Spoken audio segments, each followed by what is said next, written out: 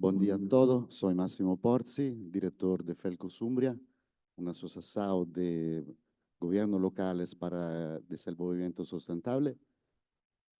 Pido disculpa para mi portugués, que es una mistura entre italiano, portugués y castellano, un esperanto, un proyecto tan lindo que después no se implementó bien. Y antes de presentar este ilustre oradores que estará en esta mesa, en ese panel, como coorganizador de este evento, quiero agradecer sinceramente, ante todo, el Ministerio de Enseñanza Superior, Ciencia, Tecnología e Innovación de Angola, representado aquí por el doctor Antonio Alcochete, que acompañó de forma fantástica este evento. CESA, representado aquí por el doctor Eduardo Sarmiento, y agradecer de forma particular la doctora Cristina Molares de Abril, coordinadora del evento, que permitió después toda el tema de organización no consiguió llegar hasta este momento, así como todo el equipo de la Comisión Ejecutiva. Y Felcos Umbria se ocupa de desarrollo sustentable. La principal actividad es la cooperación al desarrollo, y esto lo hacemos siempre con un enfoque multinivel y multilateral. Es decir, que pensamos que cuando se opera, cuando se promueven y se implementan procesos de desarrollo sustentable, tenemos que hacerlo siempre a partir de una relación, de un intercambio entre gobiernos locales, gobierno nacional, los stakeholders de cada territorio, de ambas partes, y más bien articulando esta acción con Naciones Unidas. Eso es siempre lo que hacemos y lo que pensamos sea el enfoque correcto para la cooperación al desarrollo. Así que me siento muy a gusto a moderar esta mesa con esta componente tan importante del proceso de desarrollo que es Naciones Unidas en su articulación de agencia. Voy entonces a presentar la primera orador, Cristina Duarte, consejera especial para África para Naciones Unidas, 34 años de experiencia en lideranza y gestión estratégica en la elaboración de política pública en el sector privado, juntamente con una profunda comprensión de la cooperación internacional y regional, y dos desafíos que los países africanos se enfrentan. Ella es miembro del Comité de Peritos de las Naciones Unidas para la Administración Pública y del Consejo Consultivo de Alto Nivel sobre Asuntos Económicos y Sociales, del Comité Consultivo del Presidente Paul Kagame sobre la reforma de la Unión Africana, del Consejo de Alianza para una Revolución Verde en África y el Consejo de Instituto de Lideranza Africana para el Desarrollo Sustentable del Instituto Ungozi. Fue ministra de Finanzas de la Administración Pública en la República de Cabo Verde, entre otras cosas que caracterizan su biografía. La palabra a la doctora Cristina Duarte, que está conectada por Zoom. Massimo, buongiorno. Come sei italiano, ti faccio il buongiorno in italiano. Bom dia a todos. É com imenso prazer que me encontro a participar nesta conferência de jovens investigadores da CPLP. Eu, antes de mais, gostaria de saber se a equipe técnica poderá projetar a minha apresentação. Eu enviei ontem uma apresentação. Cristina, é melhor que você la partilhe de su ecrã, porque perfeito. Já la vemos, doutora. Pronto, exatamente. Máximo, mais ou menos quanto tempo? Eu, pelo programa, percebi que tinha entre 10 a 15 minutos. Queria só que me confirmasse. Confirmo. Pronto, então irei começar agradecendo novamente os organizadores, Protocols Observe. Portanto, permitam-me eu começar a minha apresentação. Portanto, é meu entendimento que vamos aqui basicamente discutir os Objetivos de Desenvolvimento Sustentável em África e, como é evidente, todo mundo sabe que estamos longe, longe, mas longe de os atingir. Ou seja, não os vamos atingir em 2030. Basicamente, eu vou tocar em 3 grandes ideias. A primeira é fazer uma rápida apresentação de como estão os Objetivos de Desenvolvimento Sustentável em África, portanto, o quão estamos nós fora do que foi inicialmente projetado. Depois, é inevitável que hoje a gente conecte isto a um nível crescente de instabilidade em África. Uma coisa tem a ver com outra. Nós não podemos discutir o desenvolvimento hoje em África e o quão longe estamos nós de o promover sem ligar a na minha perspectiva, uma das maiores consequências hoje. Uma profunda instabilidade e um nível de conflitualidade a aumentar de maneira assustadora, particularmente em 4 ou 5 regiões. E o terceiro ponto da minha apresentação, mas vamos tentar entender as causas raiz disto e ir para além das pontas dos icebergs. Portanto, são basicamente estas as 3 ideias. Portanto, passo ao slide seguinte. Portanto, o slide seguinte diz o quê? Basicamente, África, neste momento, só conseguiu implementar 12%, 12% das 140 metas dos Objetivos de Desenvolvimento Sustentável. Portanto, completamente off. 12% das 140 metas é que nós conseguimos implementar. Ou seja, em 88% nós estamos muito longe. Perto de metade das metas registram apenas progressos moderados para ser positiva ou estão completamente desviados. E depois do Covid, dos impactos dos conflitos externos, não é? Ucrânia e não só, né? De facto, nós, em muitos deles, até retrocedemos.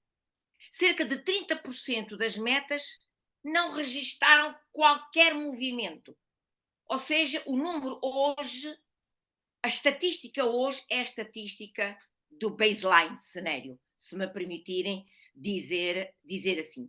E este gráfico, as cores deste gráfico, mostram claramente, nós estamos essencialmente no laranja e no vermelho. Basicamente, no laranja e no vermelho. Slide seguinte. E, como é evidente, isto tem, como eu disse, as suas consequências do ponto de vista da estabilidade. Eu tenho vindo, eu e a minha equipa, a desenvolver uma narrativa para a África, que é uma frase muito simples, eu diria que até que é óbvia. Nós queremos desenvolvimento sustentável, nós queremos uma paz duradoura em África? Estamos realmente interessados numa paz duradoura em África? Só há uma maneira de a atingir.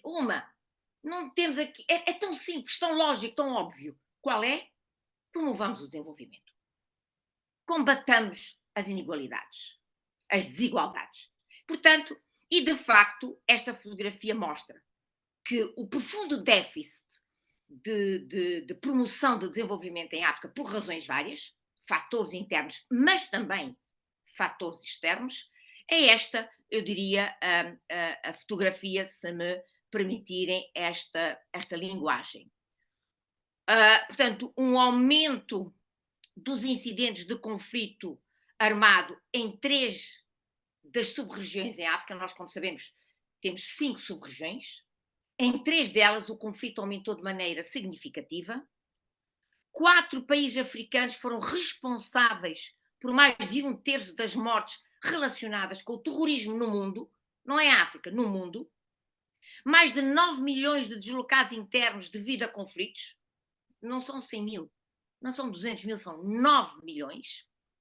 Embora as mortes relacionadas com o terrorismo tenham diminuído em mais de 1/3 a nível mundial, ou seja, a nível mundial o terrorismo tem sido combatido e está a diminuir desde 2015, aumentaram de maneira significativa em África.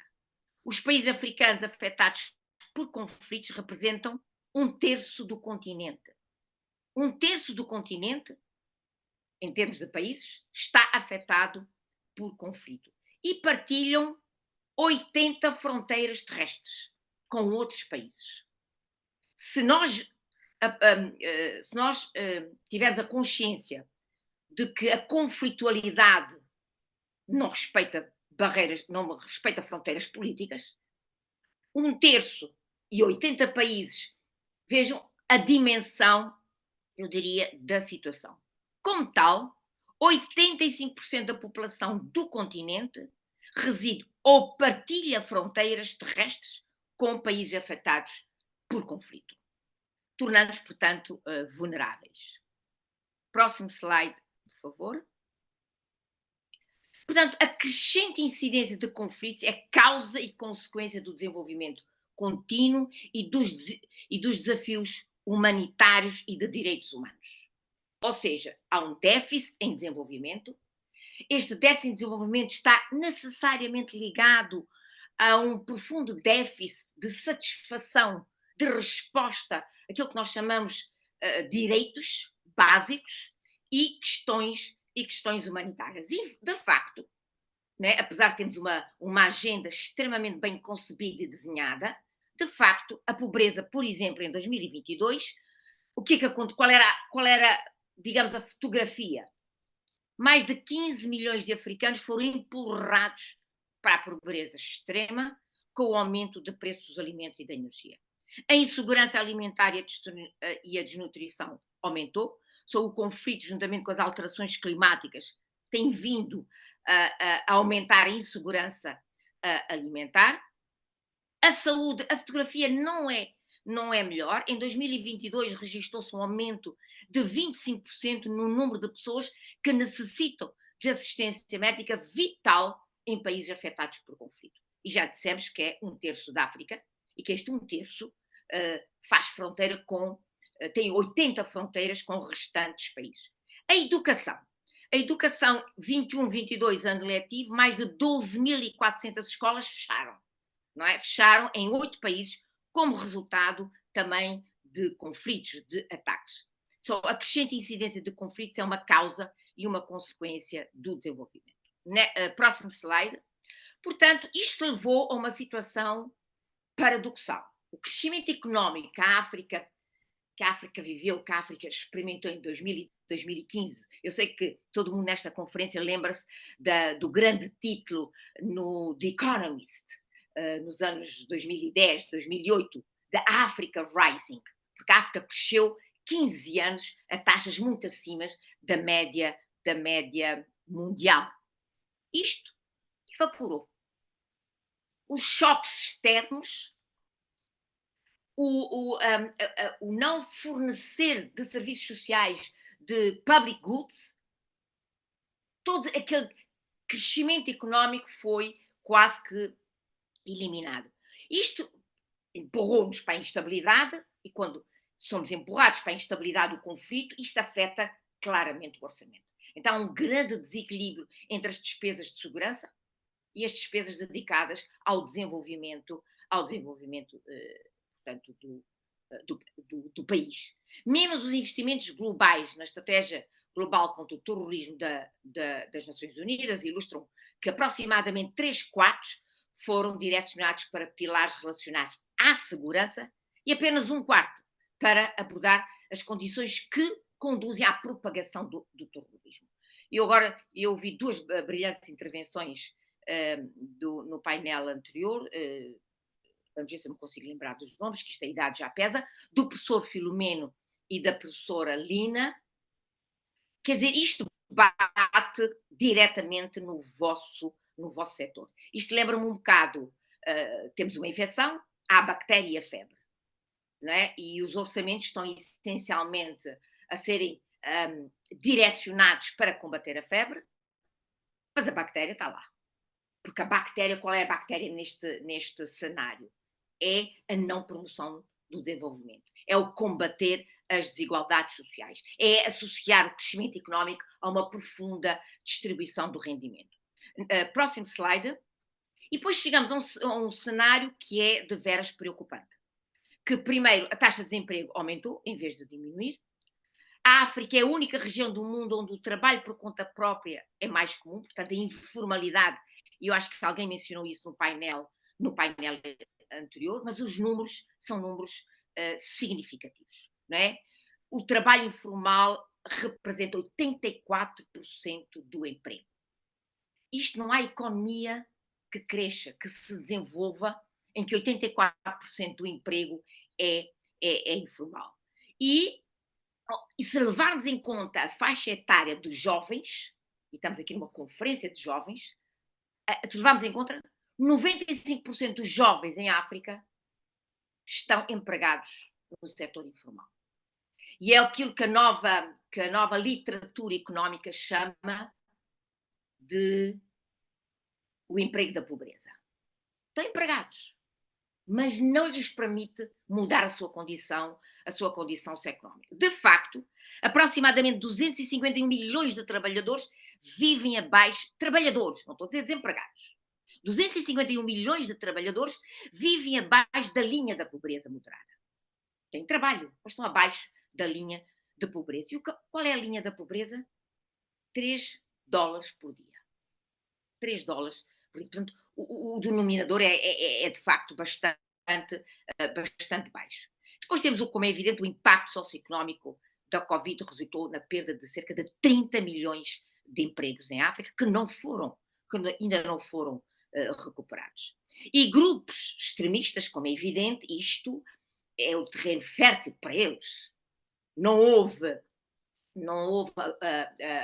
a oferta de serviços sociais, um profundo déficit de serviços sociais, não houve uma oferta daquilo que se chama public goods, há um descontentamento, há uma marginalização muito grande. Isto é um terreno fértil, portanto, para forças terroristas, não é? E a minha região, a África Ocidental, é, penso eu, um exemplo claro. Se adicionarmos a problemática das questões climáticas, aquilo que eu costumo dizer, uma fatura que a África paga pelos outros, a questão ainda é mais complicada. Portanto, temos um profundo déficit em termos de promoção socioeconómica, de desenvolvimento, peço desculpa, um profundo déficit em termos de promoção socioeconómica do desenvolvimento.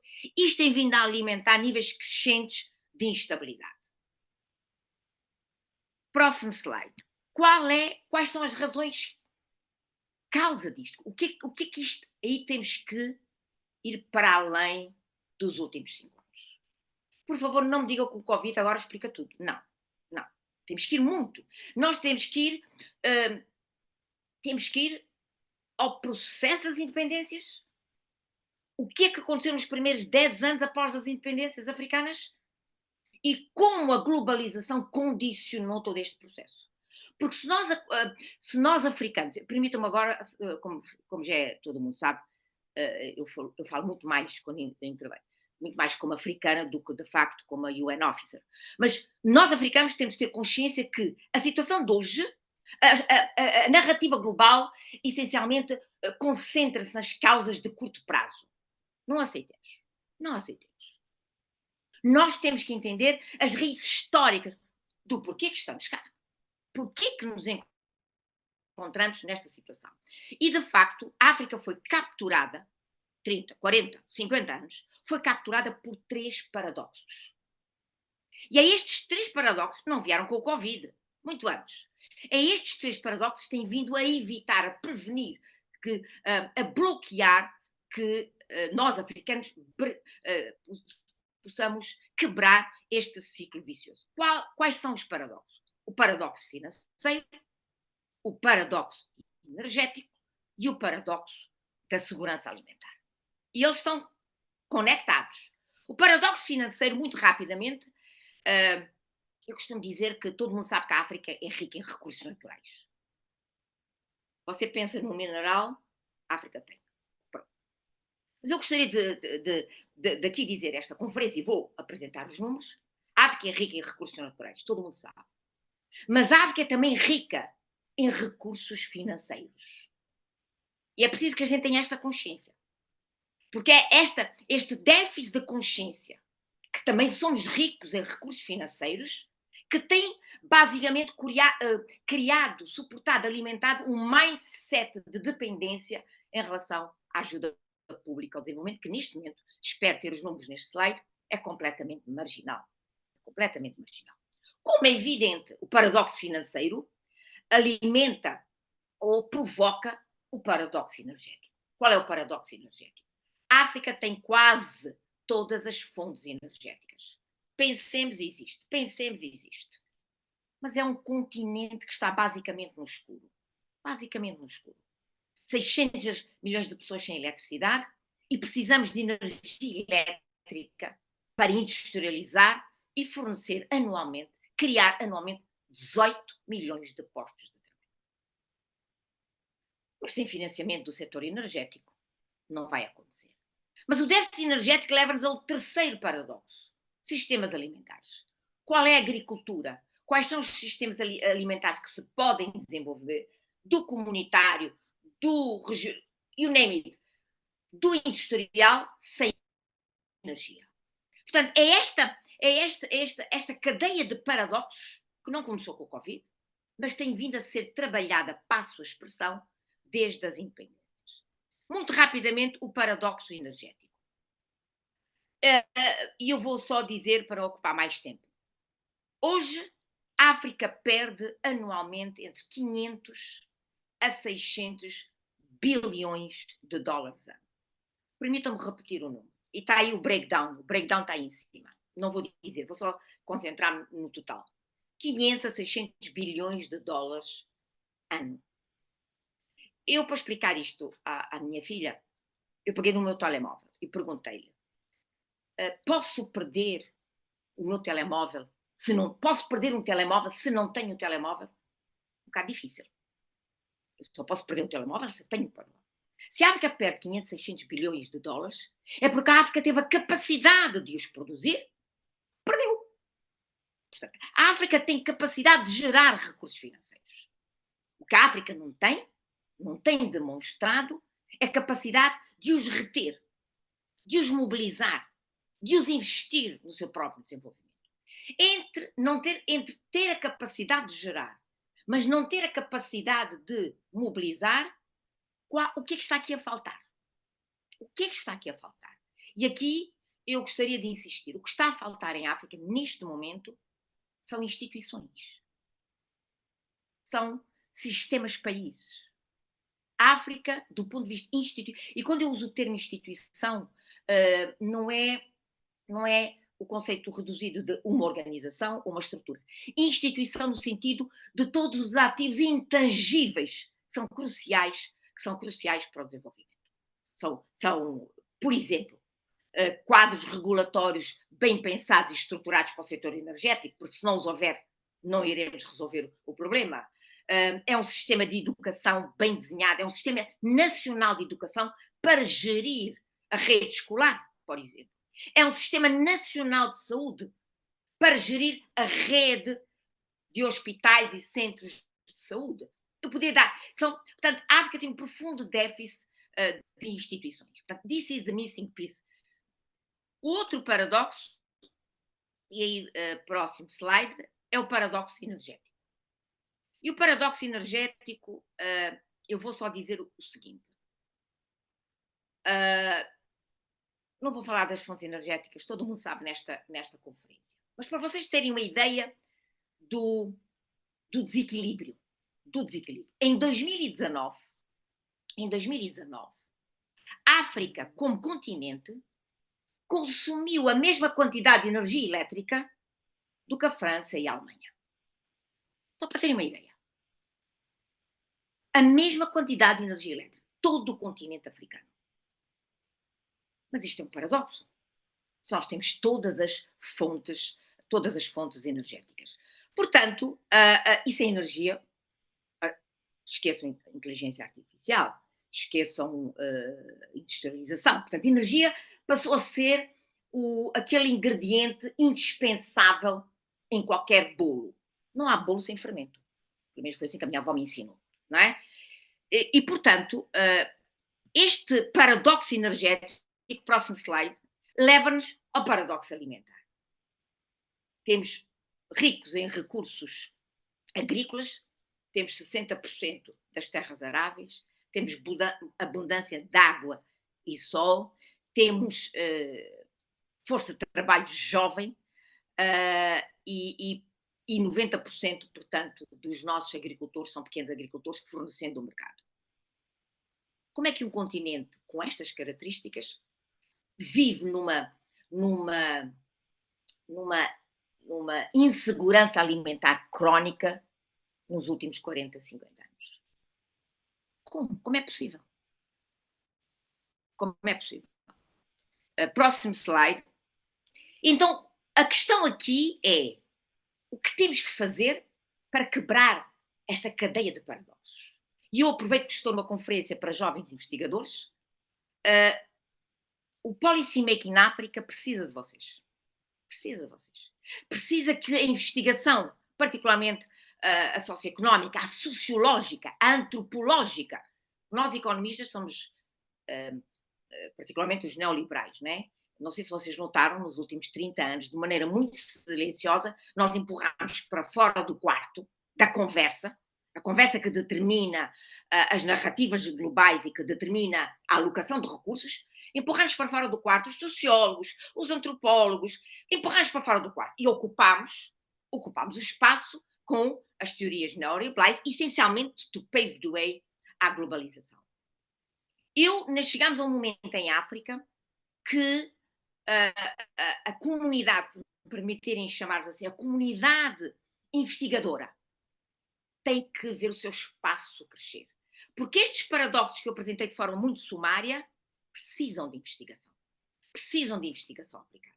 Eu vou-vos dar um exemplo. Eu mencionei que a África perde 500 a 600 bilhões de dólares ano. Eu sei que vocês estão curiosos para saber quais são os números. Eu vou-vos dar 3 números. 88 bilhões é em fluxos ilícitos.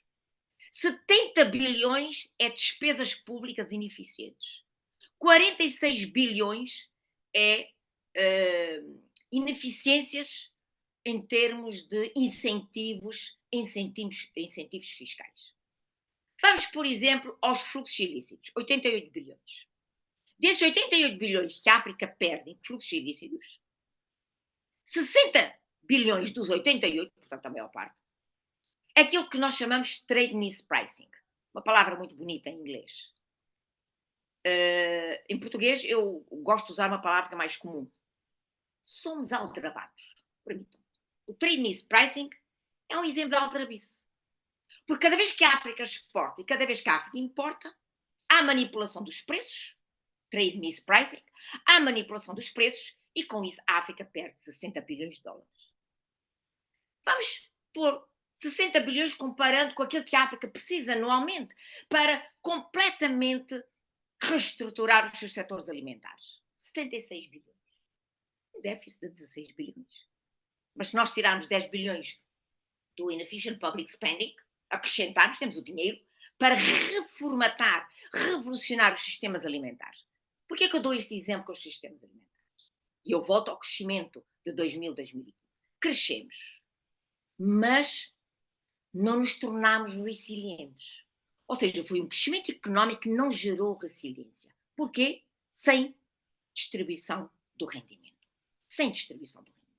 Hoje, se quisermos reconstruir, se quisermos resgatar a resiliência em África, muito velozmente, para podermos depois estar em condições de acelerar a implementação dos ODS, o setor alimentar, o setor da agricultura, é aquilo que nós dizemos em inglês de low-hanging fruit. É aquilo que nós podemos canalizar os investimentos e, em 1, 2, 3 anos, começar a sentir a resiliência a crescer em África e a nós a ficarmos mais preparados. Próximo slide. Portanto, nós, para quebrarmos esta cadeia de paradoxos, temos que primeiro temos que mudar o paradigma do financiamento para o desenvolvimento em África. Neste momento, que é um número que parece estar escondido nas gavetas, temos que abrir as gavetas. Neste momento, a África já financia em mais de 75% do seu desenvolvimento. Eu tenho a certeza que a imagem que vocês têm na cabeça que não é essa. A África, permitam-me repetir, a África já financia em mais de 75% o seu financiamento. Eu pergunto, como africana, mais uma vez, se eu já financio em mais de 75% do meu desenvolvimento, por que eu tenho esta dependência em relação a soluções externas de financiamento? E eu já financiei mais de 75%, com todas as disfuncionalidades que eu aqui descrevi, com todos os paradoxos, com despesa pública ineficiente, sistemas fiscais ineficientes, fluxos ilícitos, trade mismatch. Imaginem se nós começarmos a atacar estas insuficiências. Portanto, a primeira coisa que nós temos de fazer é mudar o paradigma do financiamento para o desenvolvimento, sair desta dependência em relação a fontes externas, particularmente a ajuda pública ao desenvolvimento, que ocupa o nosso espaço em termos de policy making, e ir para o colocar, como nós dizemos, no driver's seat, domestic resource mobilization, a mobilização de recursos domésticos. Porquê? Não porque os recursos domésticos vão nos dar todo o penny, todo o centavo que nós precisamos. Não. A dívida é uma permanente. Mas quando os países conseguem ter, e esta é a minha última intervenção, este slide, quando os países começam a ter sistemas de mobilização de recursos domésticos bem estruturados, qual é a consequência mais a nível da ciência política? Começam a controlar os fluxos económicos e financeiros.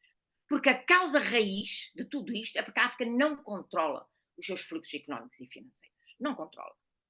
Mas com sistemas de mobilização de recursos domésticos, começamos a controlar melhor os nossos recursos, os nossos fluxos, económicos e financeiros, ganhamos espaço de formulação de políticas, passamos a decidir o financiamento do nosso déficit, começamos a afastar as condicionalidades, começamos a mudar o risco país, e quando mudamos o risco país, vamos ao mercado internacional numa posição completamente diferente. Não através de emissão de eurobonds, com taxas de juro proibitivas, com períodos de graça mínimos, com maturidade mínimos para financiar infraestruturas. A complete mismatch em termos de asset and liabilities. Portanto, o primeiro é mudar o paradigma do financiamento. Quando mudamos o paradigma do financiamento e podemos ir aos mercados financeiros internacionais conseguir dinheiro mais justo, aí temos dinheiro para Power África, eletrificar a África. E quando isto acontece, nós começamos a financiar o setor energético, e quando financiamos o setor energético, o setor alimentar começa a vir. O que é que nós precisamos, mais uma vez, e está escrito neste slide? Institutions as enablers. At the end of the day, institutions do matter. São ativos intangíveis determinantes para conseguirmos desbloquear a nossa jornada. E eu paro por aqui e agradeço a vossa atenção. Peço imensa desculpa se ultrapassei o meu tempo.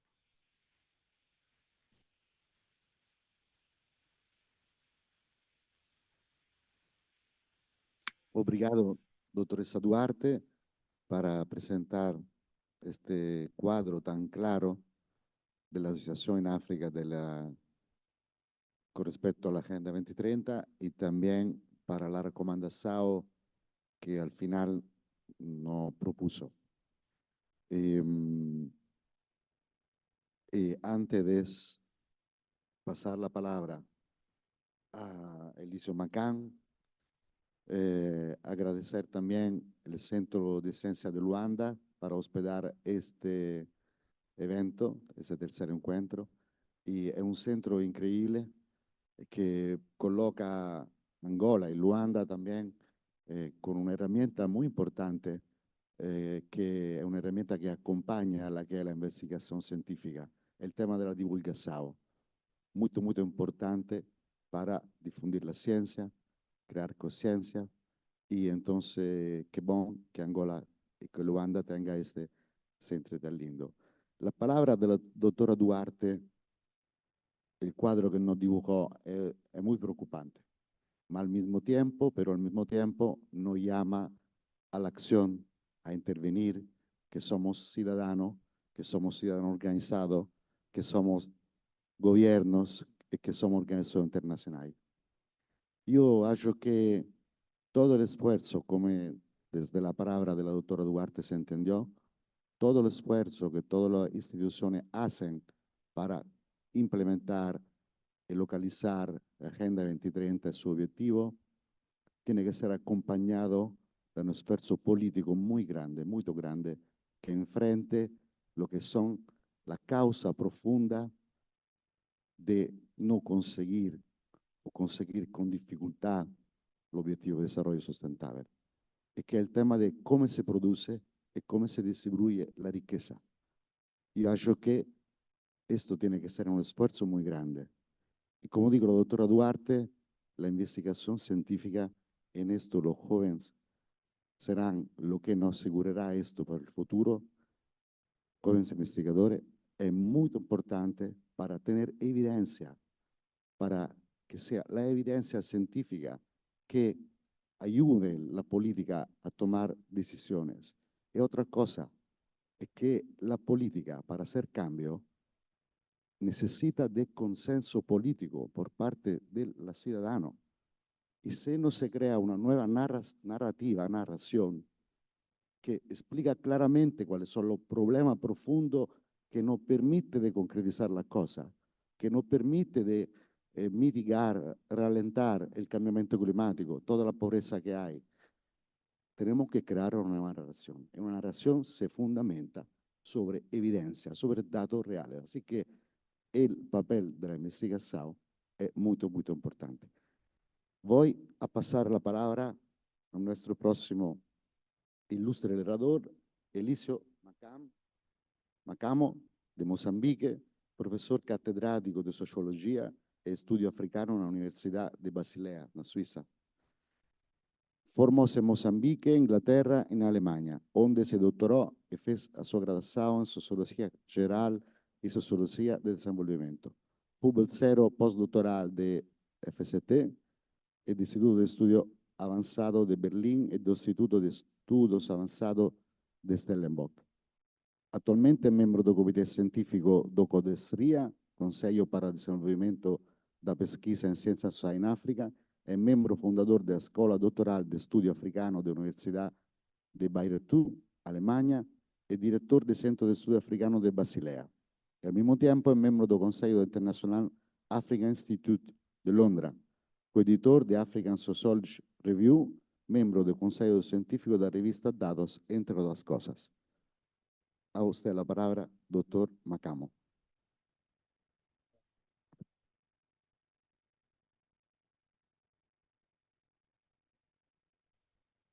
Então, muito obrigado. Eu queria pedir desculpas pelo ligeiro atraso. Foi a minha próstata a reagir às boas notícias. Fico muito feliz por estar a falar depois desta brilhante apresentação que me antecedeu, porque caiu-me um grande peso do coração. Eu tenho muitas dificuldades com esta noção de objetivos de desenvolvimento sustentáveis e andei muito tempo preocupado a querer saber por que é que eu fui convidado para vir estragar a festa, mas afinal não é o caso e isso agrada-me bastante. Há uma fábula que é muito conhecida em Moçambique, acho que muita gente conhece essa fábula aqui, mas ainda não foi contada por toda a gente, e é sobre um macaco que passeia à beira de um rio e vê um peixe, e aparentemente ele nunca tinha visto um peixe na água, e ele foi tirar o peixe, e claro, assim que o peixe saiu da água, começou a mexer-se na mão do macaco, e o macaco exclamou para si próprio, Olha como ele está feliz por eu ter salvo. E algum tempo depois, naturalmente, fora da água, o macaco morreu, ficou inerte. E o peixe. E o macaco disse, se eu tivesse vindo um pouco mais cedo, eu teria salvo o peixe.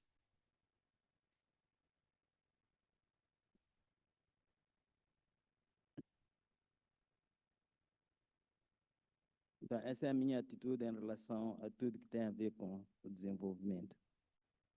Eu acho sempre bom que as coisas que nós fazemos, portanto, que nós fazemos na vida, sejam feitas sempre com referência a princípios e, naturalmente, que sejam feitas também com referência a valores. E se nós respeitarmos o famoso imperativo categórico kantiano e agirmos sempre de acordo com um princípio que nós gostaríamos que fosse uma lei universal, tanto melhor. Então, nesse sentido, eu acho que os Objetivos de Desenvolvimento Sustentável são um bom documento do compromisso da humanidade com a dignidade humana. E, talvez, para mim, a dignidade humana seria o valor mais supremo que existe. Agora, nenhum daqueles objetivos se esgota no socorro material que traz a quem nada ou pouco tem na vida. O seu verdadeiro significado está no que esses objetivos dizem sobre a nossa capacidade de indignação perante a injustiça e, mais importante ainda do que isso, na nossa afirmação, ou na afirmação que eles fazem, do nosso compromisso com um mundo melhor. Na verdade, este compromisso esteve sempre presente. Por exemplo, o auxílio ao desenvolvimento que tem sido dado à África, desde que o continente se tornou independente nos finais dos anos 50, primeiro com Ghana, naturalmente, e depois ao longo dos anos 60, revela isso. É verdade que nem sempre esse compromisso tem sido consequente. Por exemplo, já nos anos 70 do século passado, o mundo desenvolvido comprometeu-se a dedicar 0,7% do seu PNB ao auxílio ao desenvolvimento, mas só 1 ou 2 países conseguiram cumprir. E é compreensível que não tenham conseguido, porque, afinal, tudo o que governos fazem é fruto do que é possível fazer dentro de certas circunstâncias. Não é porque é bom ajudar a África a se desenvolver que todos farão o que se considera necessário para esse efeito. Com efeito, algo me diz até que toda a ideia que a gente tem sobre como desenvolver a África é limitada pelo fato de que não é necessariamente a solução para o problema do subdesenvolvimento, mas sim, essa ideia é sempre aquilo que é possível fazer em certos momentos e dentro de certas circunstâncias. Então, eu espero que comece a ficar claro que eu tenho uma opinião menos positiva em relação aos Objetivos de Desenvolvimento Sustentável. Não é que eu não concordo com o seu substrato humanitário, digamos assim, e de solidariedade. Incomodam-me principalmente 3 coisas, nomeadamente o fato de esses objetivos abordarem o desenvolvimento como um problema técnico. Segundo, o fato de reduzirem as opções na discussão sobre o desenvolvimento.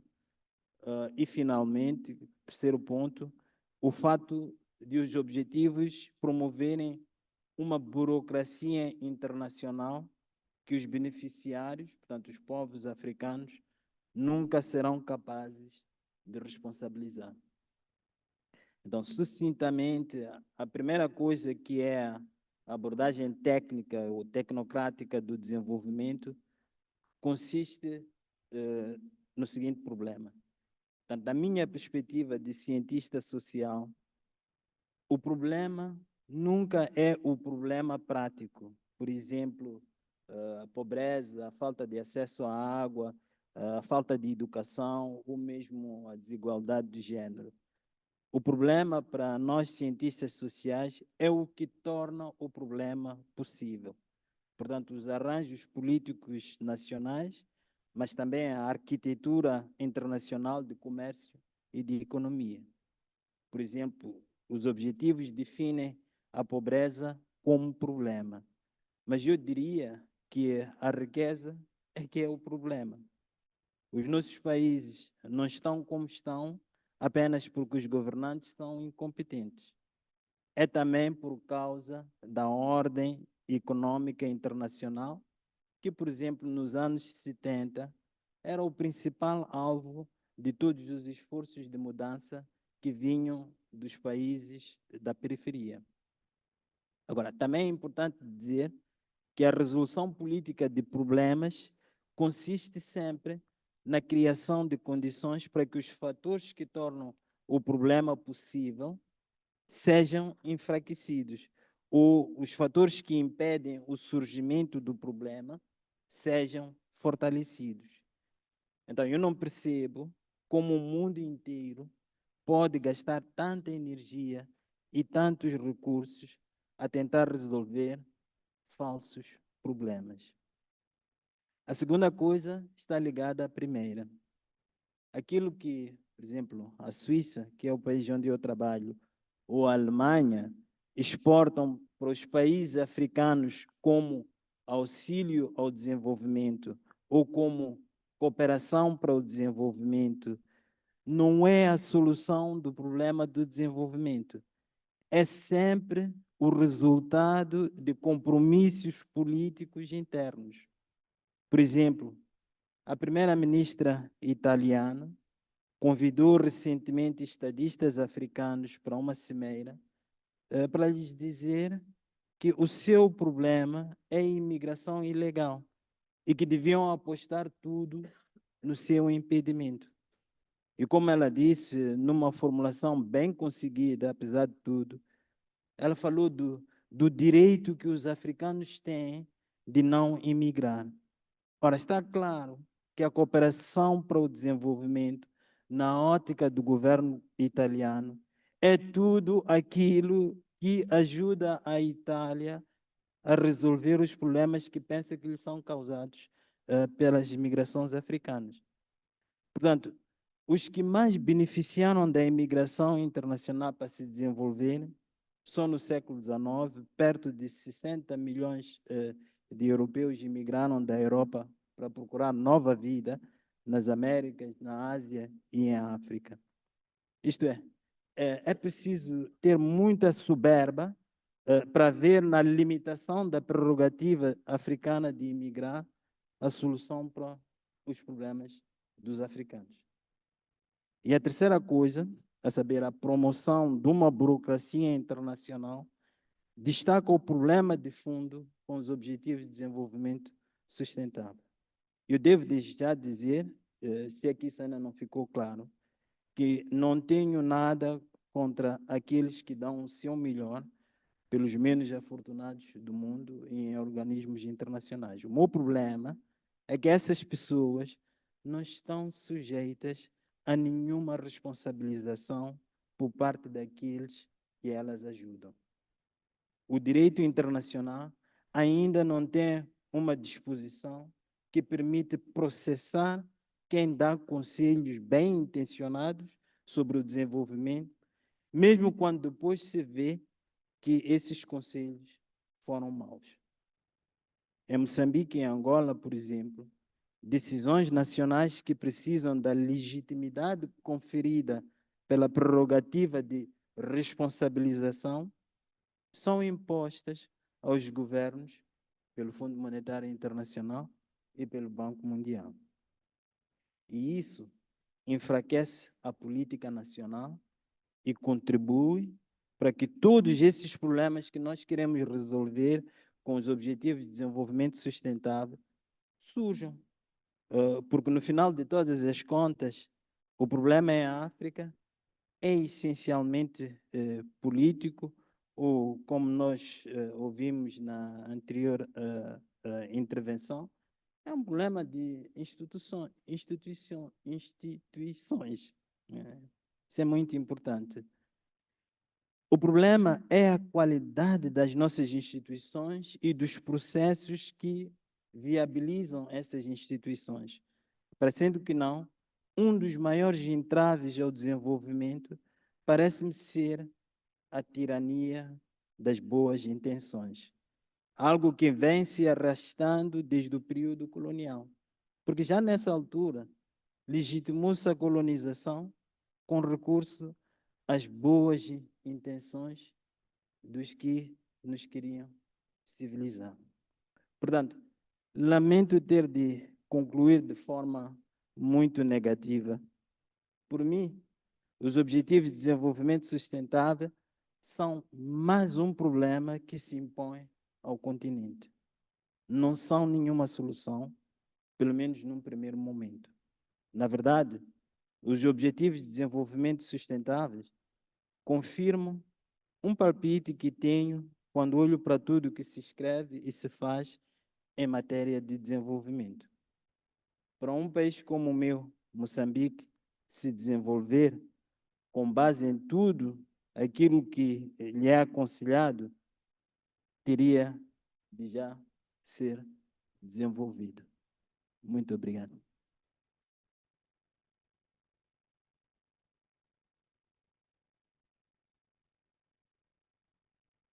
Obrigado, Dr. Macamo, para sus palabras muy claras, que nos subrayan, sottolinean, evidencian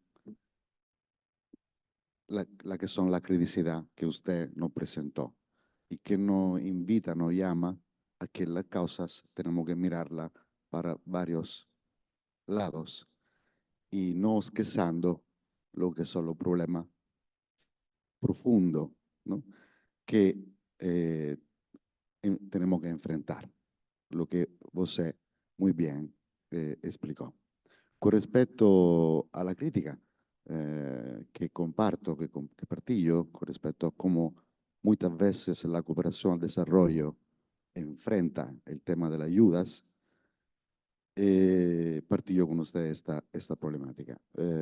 Quiero decir, ya que como FELCO no ocupamos de cooperación al desarrollo, más una cooperación descentralizada, es decir, entre territorios, entre ciudadanos, y que claramente tiene un enfoque distinto. Pero la cooperación internacional del gobierno muchas veces tiene este enfoque.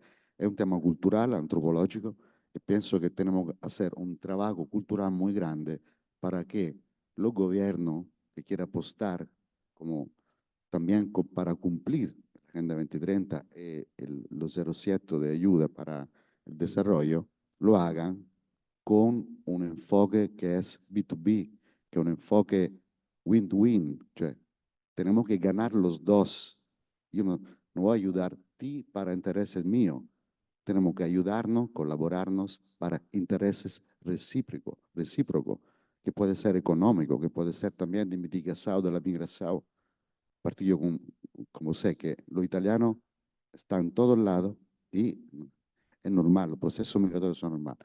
Pero eso, tenemos que trabajar la cultura. El enfoque de cooperación tiene que ser eso, recíproco intereses para objetivos comunes. Bien, obrigado, doctor Macamo. Vamos a pasar la palabra al doctor Emmanuel Nkrumah Paim, natural de Luanda, docente universitario de profesado, actualmente oficial de coordinación del Sistema de Naciones Unidas en Angola para Parcería y Finanzas para Desenvolvimiento, con más de 20 años de experiencia profesional en el sector social, con foco en comunicación, advocacy, salud y asistencia social. Durante 8 años fue oficial del programa de UNICEF y del Fondo de Naciones Unidas para la Población, con pasaje pelo gabinete del vicepresidente de la República como asistente técnico y asistente social en Affinity Trust, en el Reino Unido. Pues es maestrado en cooperación internacional y ayuda humanitaria, comunicación, información, com pós-graduação na área de política, pedagogia, gestão de finança pública, população e desenvolvimento. A palavra a você, Dr. Emmanuel Nkrumah Paim. Muito obrigado, Maxino, e obrigado por esta oportunidade, que é para poder trocar aqui algumas impressões, não é, sobre um tema de tamanha importância. Foi possível acompanhar parte do painel que nos antecedeu, e também algumas das questões que foram sido colocadas, portanto, e acho que tem sido um fórum muito importante, e para mim é sempre um regozijo abordar sobre a implementação dos ODS, isso é, da Agenda 2030, especialmente quando dedicamos um certo foco em África. Portanto, parte da intervenção que vou cá fazer vai ser muito mais voltada para parcerias e também um pouco daquilo que é cooperação.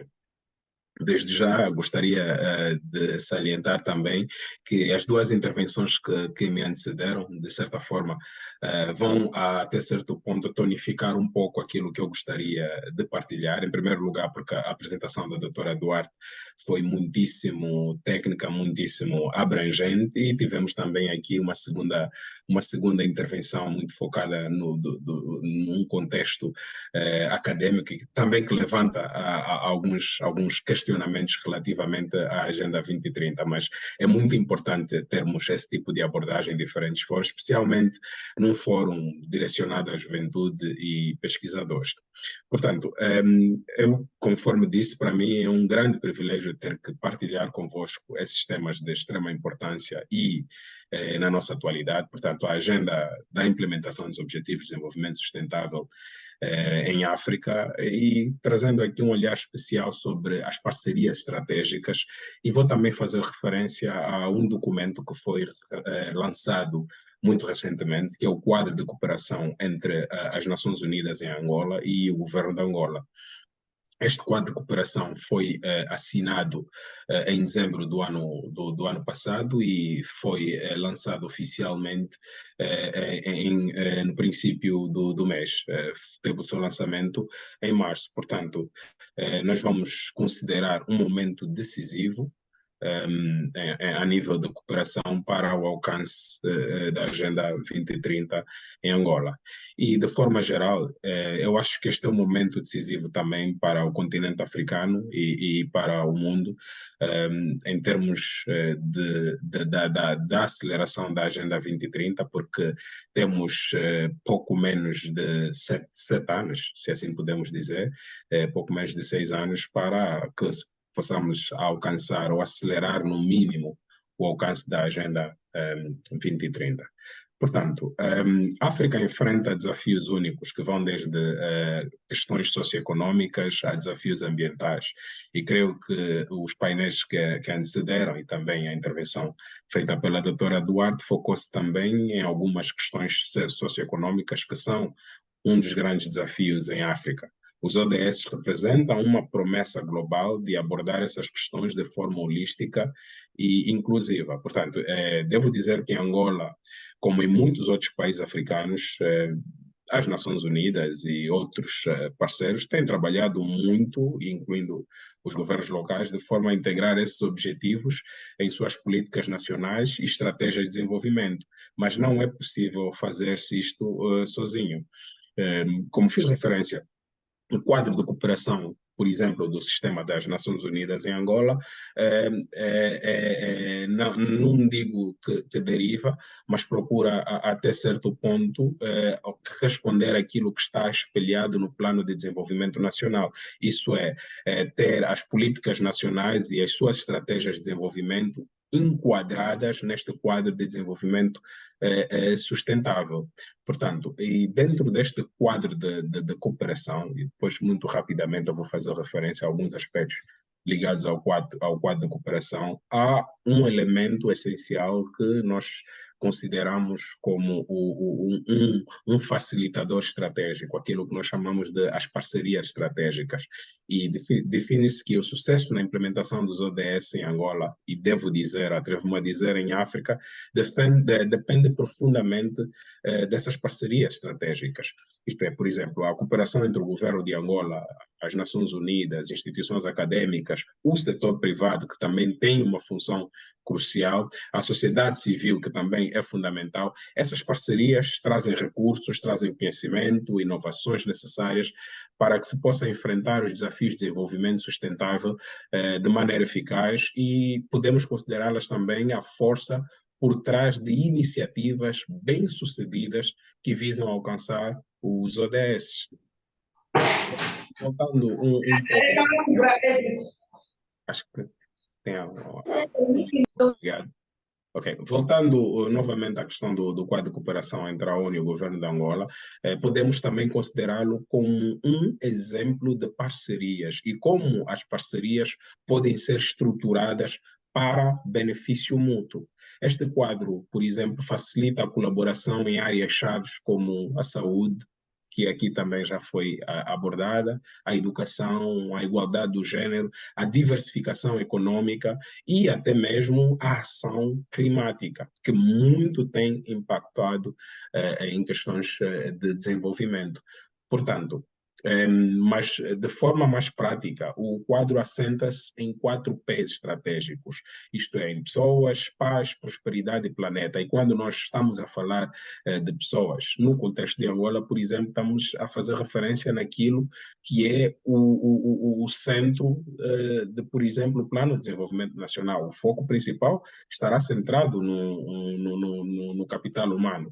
E a nível desse quadro de cooperação, por exemplo, um dos resultados que lá está espelhado, o documento está disponível, depois posso partilhar o link, é, por exemplo, o resultado número 1, que é que até 2028 mais pessoas, especialmente mulheres, jovens e os mais vulneráveis, possam utilizar ou aceder de forma equitativa aos serviços sociais de qualidade prestados por instituições eficazes. Isso dentro do contexto de pessoas, por exemplo, em paz.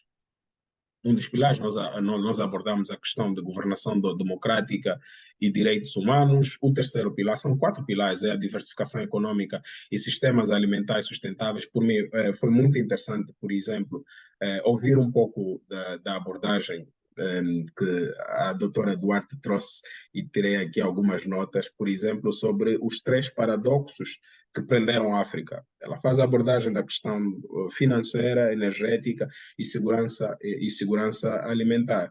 Portanto, são questões que acredito que merecem uma certa ação de forma transversal. E podemos também ligar a esses 4 pilares espelhados no quadro de cooperação, porque temos também um dos pilares, o quarto, que é ligado ao planeta e aborda muito mais sobre resiliência climática e gestão sustentável dos recursos naturais. Tem, por exemplo, como uma das metas que até 2028 mais pessoas, novamente, focado em mulheres, jovens e os mais vulneráveis, possam beneficiar de uma gestão sustentável do ambiente e dos recursos naturais e que possam tornar-se mais resilientes a desastres e alterações climáticas. Portanto, existem esses 4 pilares: pessoas, paz, prosperidade e planeta dentro do quadro de cooperação, mas nós destacamos um facilitador estratégico que é o P de parcerias. E tem sido evidenciado que as parcerias eficazes entre múltiplos parceiros possam ou irão acelerar o desenvolvimento sustentável para todos, incluindo através de financiamento inovador dos ODS e parcerias público-privado e colaboração com a sociedade civil. Isto também inclui, de certa forma, a academia.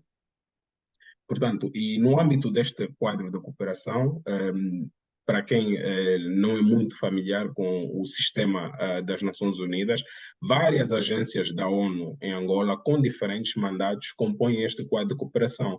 No total deste quadro que vai de 2024 a 2028, nós temos 25 agências, que são 5 agências mais do que 6 agências acima do último quadro de cooperação.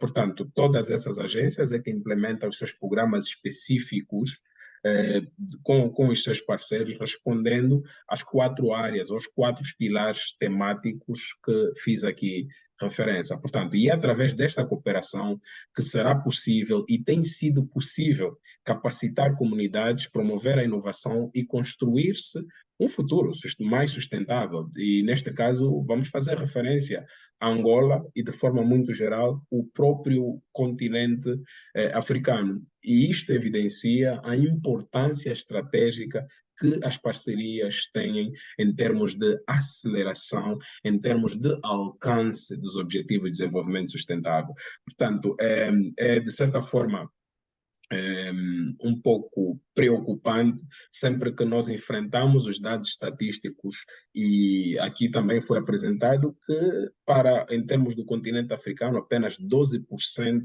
das 140 metas sofreram progresso significativo, que quer dizer que 88% nós estamos muito distantes. E também foi um pouco, vou dizer, preocupante ouvir que cerca de 30% não registraram qualquer progresso. Isso vem enfatizar e reforçar ainda mais a necessidade de procurar-se ou buscar-se formas eficazes ou parcerias que possam, na verdade, ajudar a alavancar ou acelerar o alcance dos Objetivos de Desenvolvimento Sustentável. Mas com 6 anos para alcançar, tendo cerca de 88% em termos de distância para passarmos essas metas, é um desafio gigantesco. E, portanto, nesse contexto, eu devo dizer que, em termos de parceria e aceleração do alcance das metas, estudantes, pesquisadores, acredito que têm um papel crucial nesta jornada. Nós podemos dizer que, por exemplo, através das vossas pesquisas, podem-se abrir novos caminhos para o desenvolvimento sustentável, ou seja, através de projetos de pesquisa, parcerias comunitárias, ou até mesmo iniciativas de inovação. Surgiram aqui no painel anterior algumas questões interessantes ligadas, por exemplo, ao uso de tecnologia na saúde, a questão da própria inteligência artificial, mas tudo isso é desenvolvido dentro deste núcleo, dentro deste ciclo de pesquisadores, e ressalva uma vez mais a importância relevante que este nicho tem dentro daquilo que é a aceleração dos Objetivos de Desenvolvimento Sustentável. Em suma, a implementação dos ODS em África é uma missão coletiva que exige a colaboração de todos nós, mas as parcerias estratégicas, e se tiver a fazer referência no âmbito do quadro de cooperação entre a ONU e o governo de Angola, são apenas o começo ou apenas um instrumento para acelerar o alcance desses objetivos. Em Angola, tal como em África no geral, a realização da Agenda 2030 é e continua a ser um grande desafio. Os dados não mentem, os dados são evidentes, portanto, a tradução dos ODS em realidade tangível deve ser evidenciada por projetos inovadores e ações estratégicas. E falando de projetos inovadores ou ações estratégicas, eu gostaria de trazer como, por exemplo, um projeto muito simples, que é o projeto de reflorestamento do Mayombe.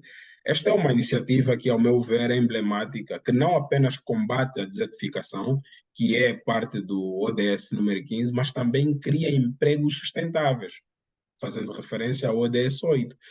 Da mesma forma que faço referência a esse projeto de reflorestamento... Doctor Pai, disculpe, solo para recordarle si podemos ir a la conclusión porque estamos con mucho atraso.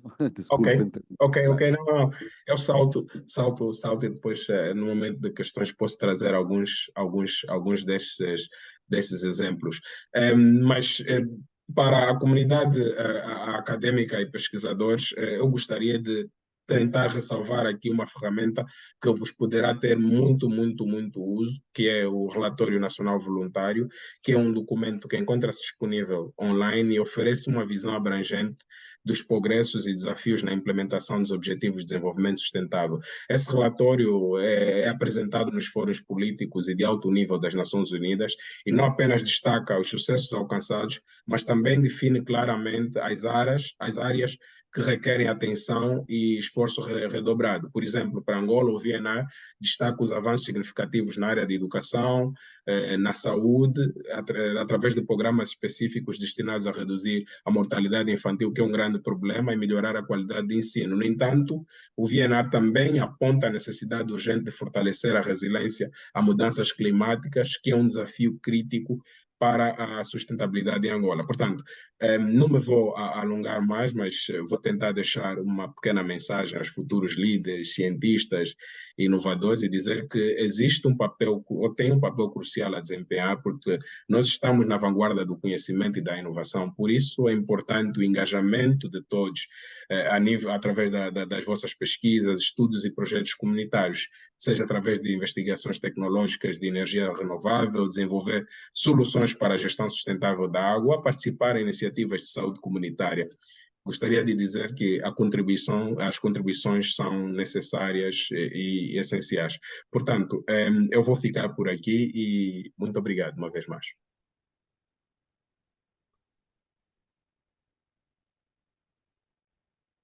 Muito obrigado, Dr. Paim. Interessantíssimo.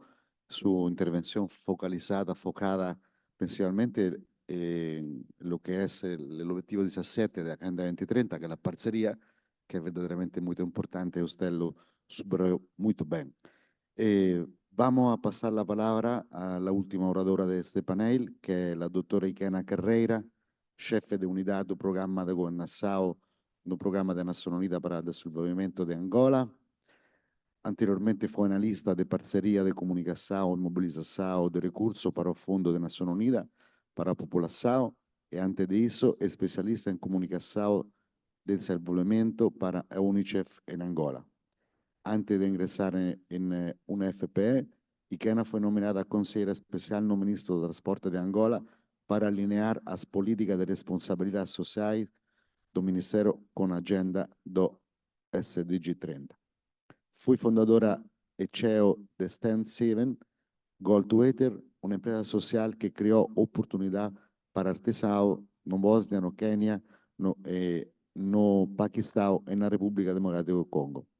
Licencióse como distinção da Universidade de Boston e é da melhor escola de gestão de Espanha. Doutora Ikena Carreira, a você a palavra. Le peço, por favor, el última, entonces normalmente los últimos siempre son afectados por el tema del tiempo. Se puede estar en 10 minutos para permitir después al otro panel de estar por lo menos en el programa que hemos pensado. Obrigado, Ikena. Muito obrigada, bom dia a todos. Eu não tenho visibilidade, espero que me estejam a ver e ouvir. É uma honra estar com os nossos membros do painel e cumprimentar os jovens investigadores da CPLP. Eu queria retomar a última mensagem da apresentação maravilhosa da doutora Cristina Duarte, Institutions Matter. E é sobretudo nesta área do fortalecimento das instituições e o fortalecimento das instituições para a governação local, que a nossa área de governação do PNUD trabalha em apoio ao governo de Angola. Então, eu hoje vou fazer uma breve apresentação. Tem que me ajudar e confirmar que estão a ver, que eu estou a conseguir fazer o share screen. Não ouço nada, vou continuar e espero que estejam a ver. Sim? Ok. A boa governação em Angola está numa fase histórica em caminho à descentralização e à digitalização. E eu gostaria muito que os jovens investigadores da CPLP vejam estes resultados que nós queremos apresentar como um bom caminho a seguir e um bom caminho que podem apoiar com os seus esforços. O primeiro resultado é uma mudança para a boa governação local para os ODS em Angola. É a governação local, que é uma mudança histórica, que foi o lançamento do orçamento participativo. Em 2021, o Ministério da Administração do Território, com o apoio do PNUD, lançou o orçamento participativo, um mecanismo que visa permitir que os cidadãos participem diretamente na gestão das finanças públicas ao nível local, através do orçamento do munícipe, com uma verba anual fixada em 25 milhões de kwanzas, que são $30 mil, e o orçamento participativo da administração municipal. Através do orçamento do munícipe, os munícipes poderão livremente definir as suas prioridades e projetos locais. E através do orçamento participativo da administração municipal, os munícipes poderão participar na definição das prioridades dos governos ou das administrações locais. Este mecanismo promove a governação participativa, pois ela permite a participação direta dos cidadãos na gestão das finanças públicas. E esta mensagem de boa governação local é fundamental para fomentar o investimento privado, a retenção de capital, o investimento e financiamento local dos ODS. Existem 20 organizações da sociedade civil a participar, mais de 461 atores do orçamento participativo, que abordam os cidadãos sobre as grandes prioridades que querem ver integradas no Orçamento Geral do Estado para posterior materialização. Em cada município existe uma organização da sociedade civil responsável pela recolha de contribuições na comunidade e este orçamento participativo foi aprovado pelo Decreto Presidencial 234/19. Isto é um resultado de o começo da boa e continuação da boa governação local em Angola. Para a realização do ODS 16, o PNUD tem apoiado todo o sistema dos direitos humanos e o Ministério dos Direitos Humanos na elaboração e implementação da Estratégia Nacional para os Direitos Humanos. Tem vários componentes, um deles, os 273 comitês locais para os direitos humanos. Desde novembro de 2023, estão impulsados em funcionamento os comitês provinciais de direitos humanos das 18 províncias, os comitês municipais de 164 municípios e mais de 80 comitês comunais. Os comitês locais de direitos humanos são estruturas autónomas, intersectoriais da defesa da cidadania e da gestão cívica dos direitos humanos, e eles reportam no Conselho de Segurança Nacional, na Comissão Intersectorial para a Elaboração dos Relatórios Nacionais de Direitos Humanos, que esta comissão conseguiu que Angola aderisse a 7 de 9 dos grandes tratados internacionais dos direitos humanos. Os comitês reportam também na Comissão Interministerial de Combate ao Tráfico de Seres Humanos, ao Conselho de Direção do Ministério da Justiça e dos Direitos Humanos e no Fórum Nacional dos Comitês Locais e de Direitos Humanos. Estes comitês são integrados por entidades públicas e membros da sociedade civil, atuando no âmbito provincial, municipal e comunal. Os comitês locais dos direitos humanos coordenam e asseguram a implementação a nível das respectivas circunscrições territoriais dos planos periódicos da execução da Estratégia Nacional dos Direitos Humanos e são regulamentados pelo Decreto Executivo 240/20. Adicionalmente, há toda uma componente de digitalização dos serviços do sistema judiciário da justiça em Angola que o PNUD está a apoiar, como a digitalização dos serviços da Provedoria da Justiça e o lançamento do Observatório de Género, que vai aparecer em breve, liderado pelo Masfamo com muitos parceiros, que é uma plataforma online onde poderão ver todos os elementos de género e todos os dados sobre o género em Angola. Nesta continuidade de trabalho para boa governação a nível local para a realização dos ODS, tem também o pilar de trabalho Tax for SDGs. Em 2021, o PNUD lançou o Imposto para os ODS, e que abrangeu em 25 países e anualmente tem maior aderência em mais países. O Imposto para os ODS, esta iniciativa, vem ajudar os países a alavancar a tributação e mobilizar mais recursos internos para progredir nos Objetivos de Desenvolvimento Sustentável. As áreas de trabalho são a tributação para reduzir pobreza e desigualdade, a digitalização, a tributação para reduzir as emissões de carbono, o reforço da governação, a tributação para proteger o ambiente e a igualdade de género. Nesta área de trabalho, o resultado esperado para a Tax for SDGs são ajudar a criar as competências a nível nacional para combater a evasão fiscal, a elusião fiscal e fluxos financeiros ilícitos, o alinhamento da política fiscal e tributária aos ODS e a inclusão das perspectivas dos países em desenvolvimento em diálogos internacionais. Continuando nesta linha de trabalho, estão-se a começar a formar os Tax Inspectors Without Borders. Esta iniciativa, os Inspetores Fiscais Sem Fronteiras, É uma iniciativa conjunta da Organização para a Cooperação de Desenvolvimento Econômico e o Programa das Nações Unidas para o Desenvolvimento, e apoia os países na construção da capacidade de auditoria fiscal. Os programas Tax Inspectors Without Borders complementam os esforços mais amplos da comunidade internacional para fortalecer a cooperação em questões fiscais e contribuir para os esforços de mobilização de recursos internos dos países em desenvolvimento, como áreas de trabalho, auditoria fiscal, a investigação fiscal criminal, o uso efetivo do intercâmbio automático de informações, a digitalização, a tributação das indústrias extrativas, a tributação para o ambiente, a tributação da economia digital. Esta nova iniciativa que começa agora já tem tido grandes resultados em Ásia e Pacífico em termos de montantes avaliados e montantes arrecadados. Em Angola, começamos com um bom e longo caminho para percorrer.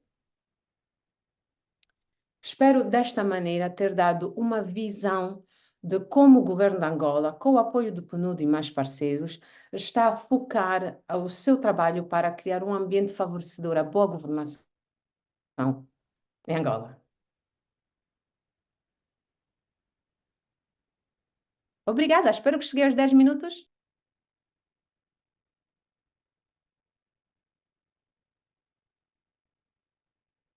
Obrigada, doutora Carreira, y también no solo para la presentación tan interesante, también para ser sido sintética y rápida. Y entonces damos ahora 10 minutos para el debate y iniciamos para pregunta aquí de la sala, para también ver si hay alguna pregunta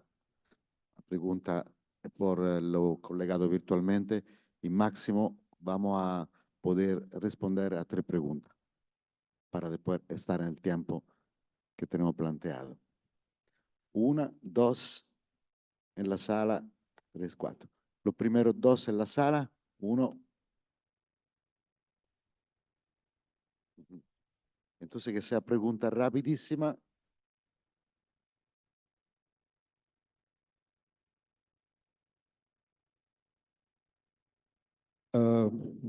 Boa tarde. Primeiro, eu quero parabenizar as apresentações que aqui foram feitas. Eu sou o Hélio Manuel, sou formado em gestão e administração pública. Deixa-me levantar, se faz favor. Pronto, como dizia, eu sou mestre em gestão e administração pública, também mestre em relações internacionais e doutorando na mesma área pela Universidade do ISCTE, Lisboa. Entretanto, pude perceber que falou-se muito sobre os problemas da África e sabemos nós que estes problemas aqui apresentados foram constatados já há muito tempo. Entretanto, hoje continuamos a debater os mesmos problemas. A minha questão fundamental é até que ponto todos os resultados que forem aqui colhidos deste encontro terão efeitos para aquilo que são, ou seja, aquilo que é o bom governamento para a África. Para terminar, quero aqui também dizer que quando se fala de uma boa governação para Angola em específico, tenho sérias dúvidas, porque nós hoje conseguimos perceber que temos muitas famílias que a sua alimentação depende grandemente daquilo que é o lixo em Angola. Entretanto, há aqui um grande paradoxo naquilo que foi aqui apresentado relativamente sobre... Ou seja, estou aqui a falar sobre um dos elementos, né, quando citamos sobre a boa governação em Angola. Obrigado. Obrigado. Invitamos al orador a contestar de forma rápida para dar espacio también a otra pregunta. Y doctor Macamo, ¿quiere dar una respuesta? Bom, em relação à segunda pergunta, não sou a pessoa mais indicada para emitir uma opinião. Em relação à primeira, como nós estamos num contexto de promoção da cultura de pesquisa, acho que é muito importante chamar a atenção para duas coisas. A primeira é que nós nunca devemos partir do princípio de que a contribuição que nós fazemos como acadêmicos é ao nível da procura de soluções. Quem procura por soluções são os decisores políticos, são as pessoas que agem no dia a dia, que confrontam os problemas. A nossa missão e vocação como acadêmicos é identificar os problemas para os quais, na verdade, há muitas soluções por aí. O grande déficit que nós temos no nosso continente e, sobretudo, no contexto de toda esta discussão sobre o desenvolvimento, é que há muitas soluções, mas poucos problemas identificados. Então, nós temos que identificar os problemas. Por exemplo, aquilo que se falou aqui pelas duas oradoras que tivemos neste painel, a ênfase que elas colocaram na questão das instituições, mostra que, muito provavelmente, não são estes 17 objetivos que nos deviam preocupar, mas sim a questão das instituições, pura e simplesmente. Então, isso é um avanço. Não estou a dizer que é a solução para todo o problema do desenvolvimento, porque a partir do momento em que nós percebemos um determinado problema, vamos estar em condições de refletir outros problemas que estão por detrás desse aí. E essa é a nossa contribuição. E deixemos as soluções para quem tem a coragem de pensar que encontrou a solução. Obrigado.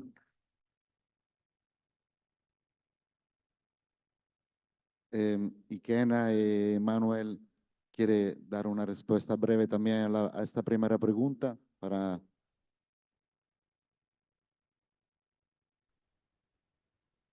Bom, eu não teria comentário algum a fazer, mas acho que talvez com relação à questão ligada a instituições, a criação de instituições eficazes, acho que foi também evidenciado na apresentação da Tori Kenya, não é?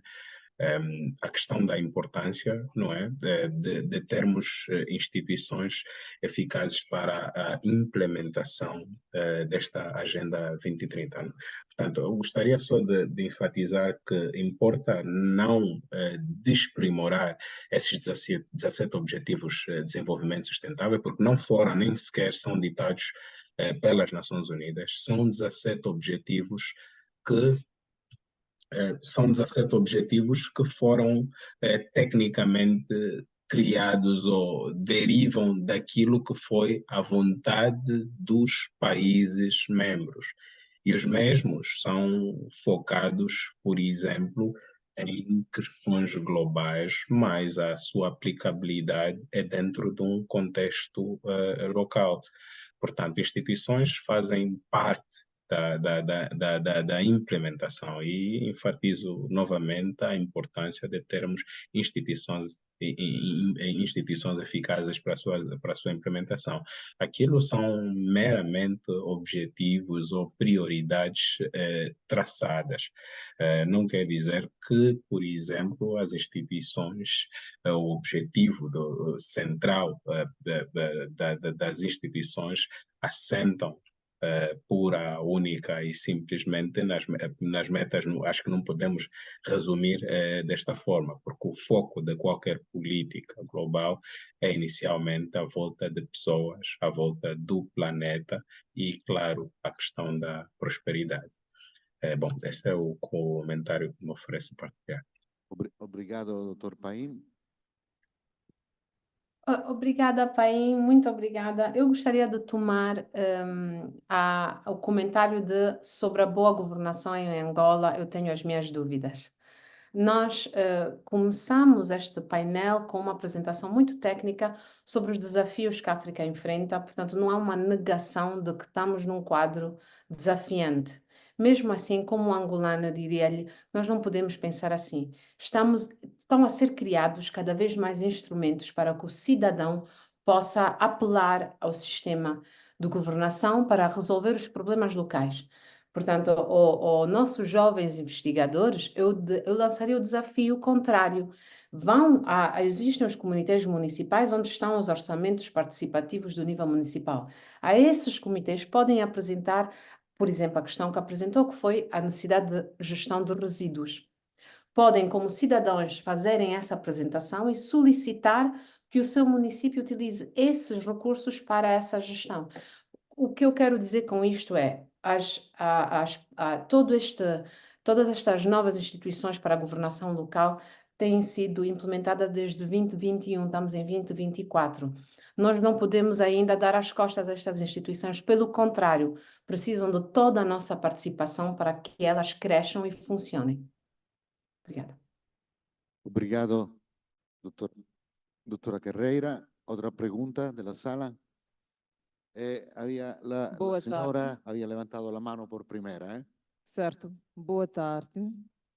Respondo por nome de Carla Miguel, arquivista, e venho da parte da startup Wongo, que é uma startup de educação online e que igualmente visa participar para o alcance do ODS. Gostaria de igualmente ressaltar a excepcional abordagem da doutora Cristina Duarte e a minha questão é direcionada à mesma, visto que falou de algumas problemáticas, naturalmente são conhecidas por todos, relativamente ao desenvolvimento sustentável da África. Pois, a minha pergunta é a seguinte: quais são os pontos estratégicos que a doutora pode aqui apontar relativamente ao continente africano para que haja garantia que até em 2030 atinjamos uma percentagem significativa, visto que estamos em apenas 12%, que é uma percentagem que descontenta-nos? Quais são as estratégias que podemos adotar para atingirmos uma percentagem significativa até 2030? Obrigada. Obrigado pela pergunta. Senhora, a doutora Cristina Duarte já não está conectada. Sentimos muito por isso. Vamos transmitir à doutora Duarte sua pergunta.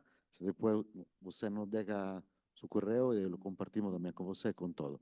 E a terceira pergunta, não é fácil saber quem levantou a mão antes, pero temos aí a senhora. E esta é a última pergunta. Lo sentimos muito, muito, pero tenemos un programa que respetar, si no después no conseguimos llegar a la tarde para dar la palabra a los jóvenes investigadores. Señora.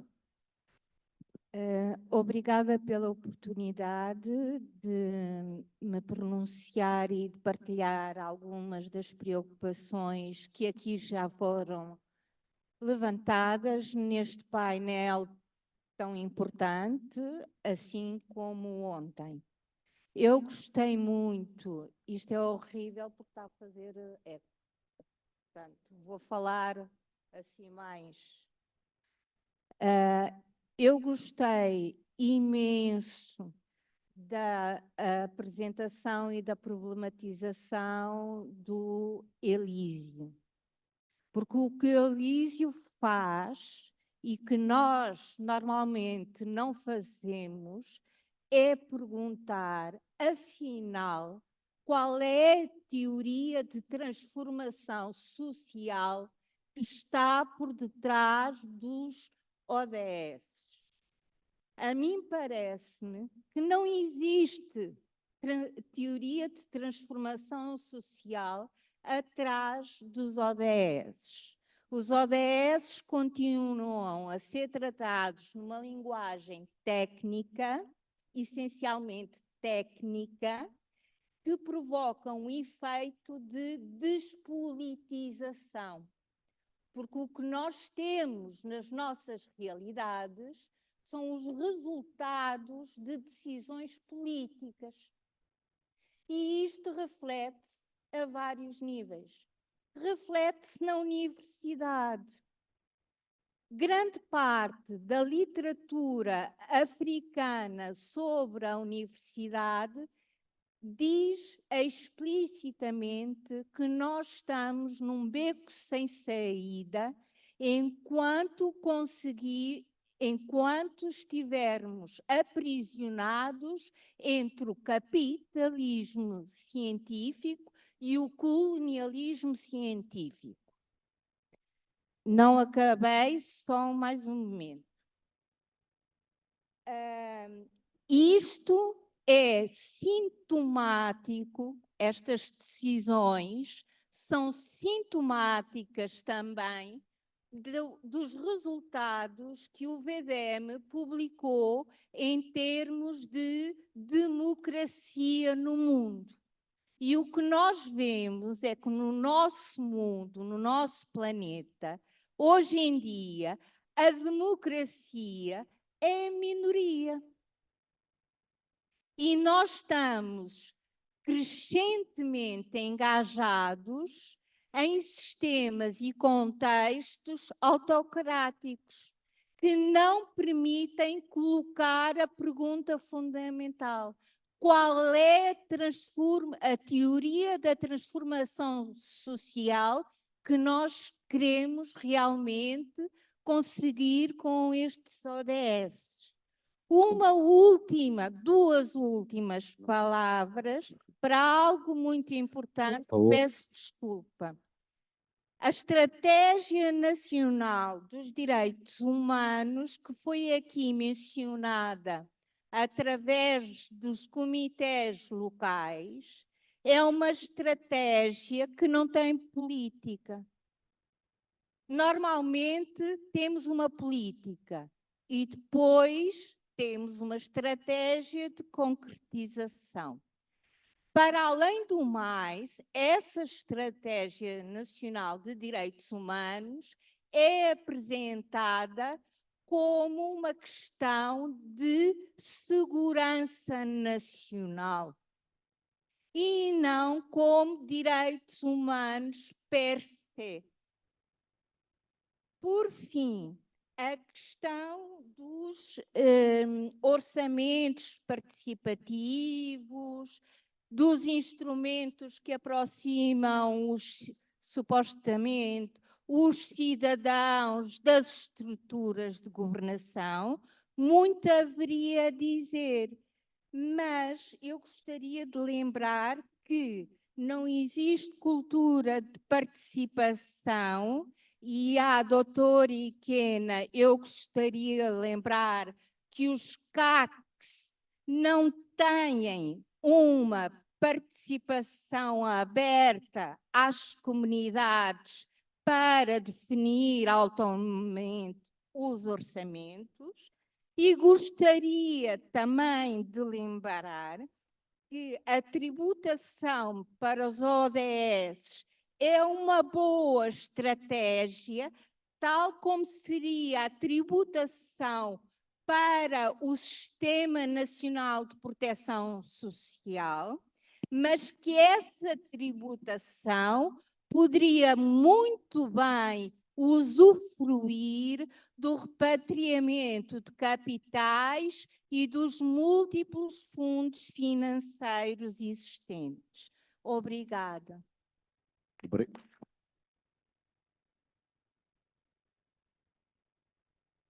Obrigado por la pregunta, que también es una reflexión importante que escuchamos. Yo pido por favor a la doctora Iquena Carreira y al doctor Macamo de dar respuesta para la pregunta y la reflexión que hizo la señora de forma rápida. Obrigados. Para quem está a secretariar, a doutora Áurea mandou uma mensagem, não vamos esquecer, a dizer que está, portanto, neste momento, a tentar ver uma questão pessoal a nível do hospital. Não está justificada a ausência da professora Áurea Guapura. Karina, há um áudio Os que... do ângulo também, doutora, não foram convidados. Estiveram cá semana passada e disseram que não foram convidados. Acho que não temos representação do âmbito.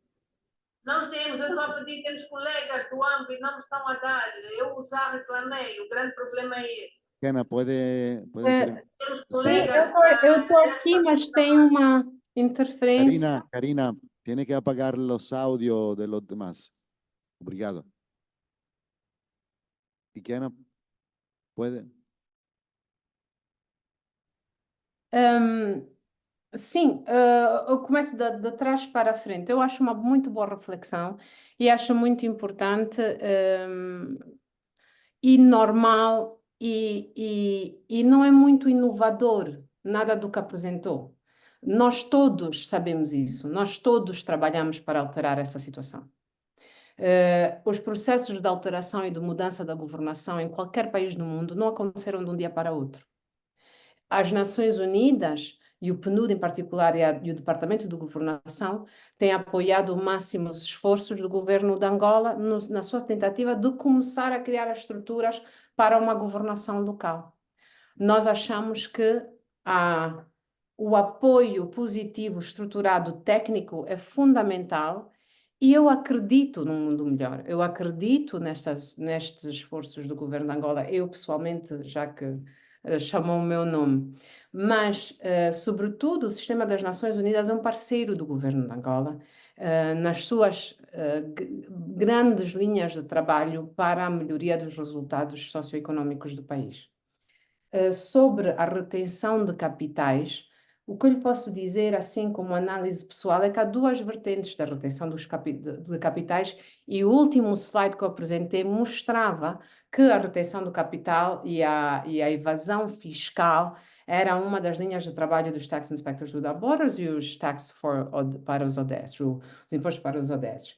Há duas maneiras da fuga de capital. Há a fuga da capital ilícita, mas existe uma fuga de capital lícita, que é quando o cidadão não confia no seu país e, porém, põe os seus fundos, pequenos ou grandes, fora do país.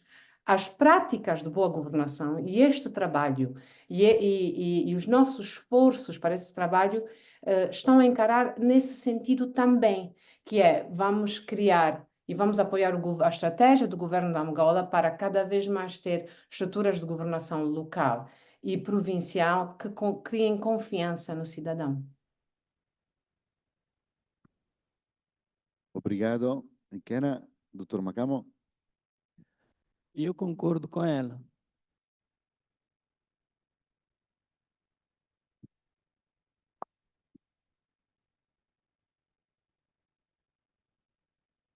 Bom, lamentablemente tenemos que cerrar. Lo siento mucho, mas aquí los jefes me están mandando que tengo que cerrar este lindísimo panel. Cérralo. Para los oradores, Sí. para los participantes, y paso la palabra a Carlos para que defina lo próximo paso. Obrigado a todos. Obrigado.